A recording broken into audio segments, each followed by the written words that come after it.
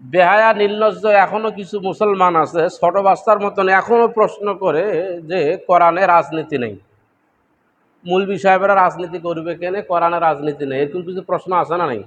এই প্রশ্নের জবাব তো সেই জীবনে ফুটে গিয়ে দিয়ে আসতেছি, এখনো প্রশ্ন করে এই বেকুব গাধারা, বেকুব যারা এরা প্রশ্ন করে যে কোরআনে রাজনীতি নাই।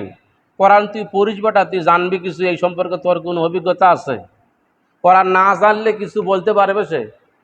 খামাখা আন্দাজে না জানি না বেকুবের মতো বলে যে কোরআনে রাজনীতি নাই। সূরা ফাতিহাটা গোটাটা রাজনীতি। আলহামদুলিল্লাহ বলেন। আজকে একটু আলহামদুলিল্লাহর আওয়াজ জোরে দিতে হবে। আবার মনে করেন যে মানুষ মারা যাওয়ার পরে কবরে তিনটা প্রশ্ন করে। কয়টা প্রশ্ন? তিনটায় রাজনৈতিক প্রশ্ন করে। মানুষ মারা যাওয়ার পরে কবরে প্রশ্ন করবে ফেরেশতা তিনটায় রাজনৈতিক প্রশ্ন। তোর পাগল ছাগল কয় যে কোরআনে রাজনীতি নাই।